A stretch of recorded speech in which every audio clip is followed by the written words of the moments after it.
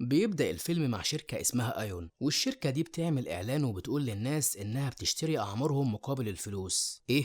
ايوه، زي ما بقولك كده، شركة ايون دي اخترعت تقنية من خلالها يقدروا ياخدوا السنين اللي هم عايزينها من اي شخص، لكن بشرط ان الشخص اللي هيبيع سنين عمره ده يكون عمره 18 سنة، وان الدي ان ايه بتاعه يكون متوافق مع الشخص اللي هيشتري السنين دي. بعدها بنشوف شخص اسمه ماكس، وماكس ده بيكون شغال وسيط في شركة ايون، وبيعرض على شاب اسمه دينيس إنه هيشتري 15 سنة من عمره، وده بمقابل 700 ألف يورو، وبالمبلغ ده هيقدر يتجوز البنت اللي بيحبها ويدرس في الكلية اللي هو عايزها. فبيوافق دينيس وبيمضي على العقد. بعدها بيروح ماكس المقر الشركة وبيلاقي ناس شكلها غريب جدا عاملين مظاهرة قدام الشركة وبيرموا عليه طماطم. ولما بيدخل ماكس الشركة بيروح يحضر مؤتمر، لكنه بيتفاجئ انه بقى الموظف المثالي السنة دي، ونزل عشان يتكرم وسط كل الناس اللي حاضرة دي. وبنعرف انه بيتكرم عشان قدر يجمع 276 سنة من المتبرعين. بعدها بتظهر رئيسة الشركة وبنعرف ان اسمها صوفي تايسون، وبتهني ماكس وبتشكر باقي زملائه، وبتعلن انها هتدخل كل الناس اللي فازوا بجائزة نوبل ولسه عايشين في قاعدة بيانات الشركة،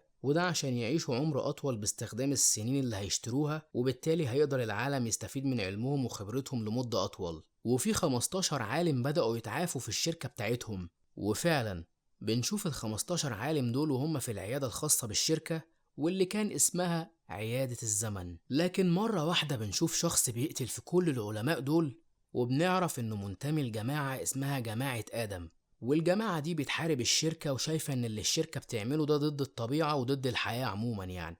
وبنشوف زعيمة الجماعة وهي بتأكد ان جماعتها هي اللي عملت كده، وبتقول انها رافضة ان البشر يتعاملوا كسلعة. فبتتعصب صوفي جدا، وبيجي محقق اسمه نوفاك من قسم مكافحة الإرهاب، وبيقول لصوفي إن الشخص اللي قتل العلماء ده اتعين من شهور وأكيد في جواسيس غيره في الشركة، وبيقول لها إنه هيقبض على جماعة آدم في أسرع وقت ممكن. بعدها بنشوف ماكس مع مراته إيليا وهما معزومين عند أهلها، وبيكون والد إيليا متضايق جدا من شغل ماكس، وبيقول له إنهم بيستغلوا الفقراء وبيسرقوا عمرهم. فبيتعصب ماكس وبيقول له الفقراء اللي احنا بنستغلهم دول عايشين حياة أحسن مع أهلهم في أحسن الأماكن. فبتتدخل إيليا وبتهدي الجو بينهم، وبعد ما العزومة دي بتخلص بيرجع ماكس وإيليا للبيت، لكن الصدمة إنهم بيلاقوا بيتهم بيتحرق. فبتقول لهم المحامية إن التأمين رفض يصلح شقتهم لأن الحريق كان بسبب إهمالهم، وبالتالي شركة التأمين شالت إيدها من الموضوع خالص، ولازم يسددوا قرض البنك ويدفعوا 2 مليون ونص يورو، وإلا هيضطر البنك إنه يحجز على الضمان.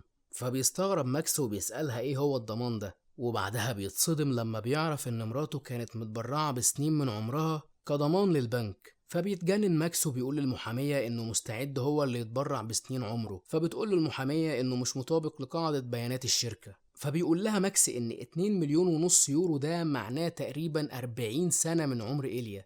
فبتطلب إيليا منها حل تاني غير إنها تتبرع بالسنين دي كلها، لكن المحامية بتقول لها للأسف مفيش حل تاني. ولما بينزلوا من عندها بتيجي الشرطة وبتقبض على إيليا. فبيروح ماكس بسرعة لصوفي وبيطلب منها إنها تديه كارد بال2 مليون ونص يورو. فبتقول له صوفي بعتلي الوثائق بتاعت كارد إيليا وأنا هحاول أحل الموضوع. لكن بيمر أسبوعين وما بيحصلش أي حاجة، وبيروح ماكس مع المحامية للشركة وبيعرفوا إن إيليا هتبدأ عملية التبرع بعمرها بعد ساعتين. فبيتعصب ماكس جدا وبيقتحم الشركة عشان ينقذ مراته، لكن الأمن بيقدر إنه يمسكه. وبعدها بنشوف إيليا وهم بيحطوا لها الأجهزة اللي هتنقل عمرها لعمر شخص تاني. وبعد ما العملية بتخلص بياخد ماكس إيليا وبيروحوا يقعدوا في فندق كده على قد الحال، وبنشوف إن ملامح الشيخوخة بدأت تظهر على إيليا. بعدها بيروح ماكس الشركة وبيعرف إنه اترقى ومرتبه زاد 1000 يورو. فبيتعصب ماكس جدا وبيقول لزميلته هو انت فاكرة ان عايز اشتغل عندكم تاني اصلا، وبيسيبها ويمشي. وهو ماشي بيلاحظ صوفي من بعيد فبيجري وراها عشان يتكلم معاها، لكن الحارسة الشخصية بتاعت صوفي بتمنعه،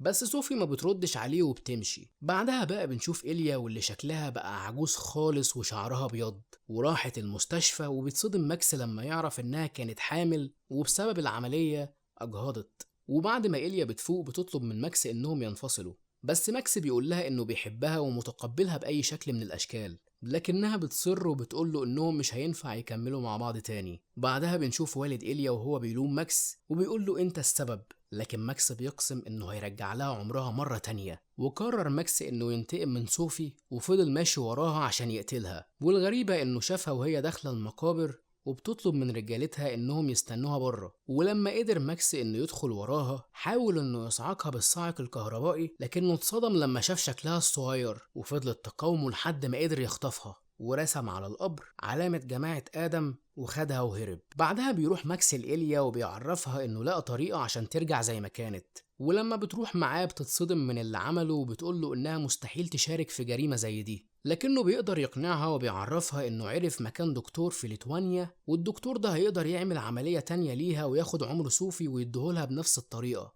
وبيكون ماكس وإيليا هربوا على متن سفينة عملاقة رايحة ليتوانيا، ولما بيوصلوا بيلاقوا عدد كبير جدا من الشرطة مستنيينهم.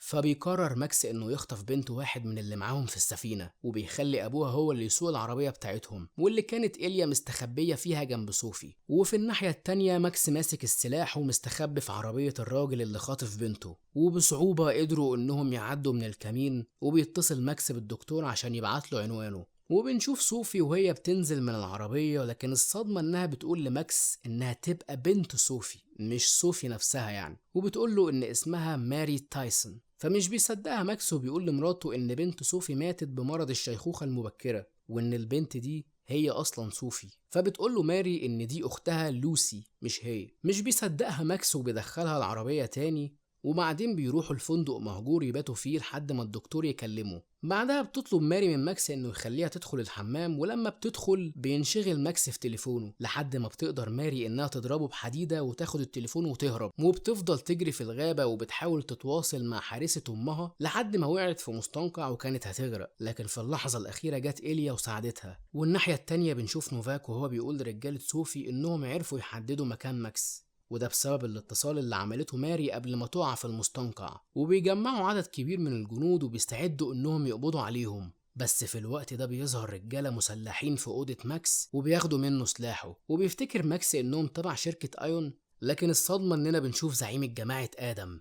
ولما بياخدوا ماري بيقول لها ماكس أرجوكي ما تقتليهاش، فبتقول له واحنا ليه هنقتل ماري تايسون. بعدها بياخدوهم في مكان بعيد، وبنعرف ان سبب جواز ماكس بإيليا هو ان ماكس كان المفروض هيقنعها بالتبرع بعمرها، ولكن بدل كده حبها واتجوزها. وبنعرف ان صوفي هي اللي حرقت الشقة بتاعتهم، وهي اللي خلت البنك يخلي عمر إيليا ضمان لو الشقة حصل لها حاجة، وكل ده عشان إيليا تتبرع بعمرها. لكن بياخدوهم في مكان وبيعرفوهم ان رجالة صوفي تايسون هيجوا، وبيطلبوا من ماكس انه يخرج لهم ويقول لهم انه عايز يقابل صوفي. وفعلا بيخرج ماكس وبيقول كده لرجالتها، وبتسمع صوفي الكلام وبتروح تقابل ماكس. بس الغريبة ان شكلها بيكون مختلف تماما عن الاول. فبيفهم ماكس حاجة صادمة جدا، وهي ان صوفي استخدمت ال40 سنة بتوع مراته. فبتقول له انها ممكن تعوضه ب10 مليون دولار في مقابل انه يديها ماري. لكن بيرد عليها ماكس وبيقول لها ان الحل الوحيد عشان ترجع بنتها تاني هي انها ترجع عمر مراته، وبيطلب منها انها تدخل معاه جوه. فبتوافق صوفي انها تدخل معاه، لكن هو في اثناء ما هم داخلين بتسأل المساعدة بتاعت صوفي ماكس، وبتقول له انت عرفت منين ان صوفي موجودة اصلا؟ فبيتصدم ماكس وما بيبقاش عارف يرد، وبيكتشفوا ان ده فخ وبيرفعوا مسدساتهم ناحيته. لكننا بنشوف زعيمة عصابة آدم وهي بتقول الخطة التانية بتاعتها، وبتقول لشخص نفذ. والصدمة ان الشخص ده هو نوفاك، واللي كان عميل للجماعة طول الوقت ده. وفي اللحظة الأخيرة مساعدة صوفيا بتلاحظ خيانته وبتقتله، لكنه كان قدر يضرب نار على صوفي وبتقع على الأرض. وبيقدر ماكس انه يهرب من ضرب النار بصعوبة، ووصل لمراته وماري وهربوا من المكان. وركب ماكس العربية، لكن الصدمة اننا بنشوف ماري وهي بتطلع مسدس وبتوجهه ناحية إيليا، ولما بتقرر تضرب نار عليها المسدس طلع خزنته فاضية. صدمة كبيرة يا والقلب. فبتضرب إيليا ماري بغل، لكن بيتدخل ماكس ويمنعها انها تقتلها، وبيدخلوها العربية. وفي الطريق للدكتور بيقول لها ماكس اننا ما ينفعش نعمل كده فيها، خصوصا بعد ما عرفوا انها ماري مش صوفي. لكن إيليا بترفض وبترفع عليه سكينة وبتقول له اخرج بره العربية، وبتهدده انها هتقتل نفسها لو ما خرجش. فبيخرج ماكس من العربية، وبتروح إيليا لمكان الدكتور، وفعلا بيعملوا العملية لماري. وبنشوف إيليا وهي ماشية من المكان بعد ما العملية خلصت، والناحية التانية بنشوف ماري وهي ماشية لوحدها لحد ما بتيجي عربية كبيرة تاخدها. وبعدها بتقابل حارسة أمها صوفي، وبنعرف إن صوفي لسه عايشة لأنها كانت لابسة واقي ضد الرصاص. بعدها بنشوف ماري والتجاعيد بتملى وشها، لكن صوفي بتطمنها وبتقول لها إنها هتلاقي متبرع ليها في أسرع وقت ممكن. وبعدها بفترة بنشوف إيليا اللي رجعت لشبابها تاني وبتكون حامل، لكن الغريب إننا بنشوفها عايشة مع راجل تاني غير ماكس، وماكس نفسه بيكون واقف بعيد عنها وبيطمن عليها. وبعدها بنشوف ماكس وهو مع جماعة آدم، وبيكون هو الزعيم الجديد للجماعة، وبيقسم إنه هيقضي على شركة أيون للأبد. وبينتهي الفيلم. وطبعا مش محتاج أقولك إن ده مجرد خيال علمي، وإن الأعمار بيد الله وحده، ومهما الإنسان اتطور في التكنولوجيا عمره ما هيقدر يتحكم في حاجة زي كده.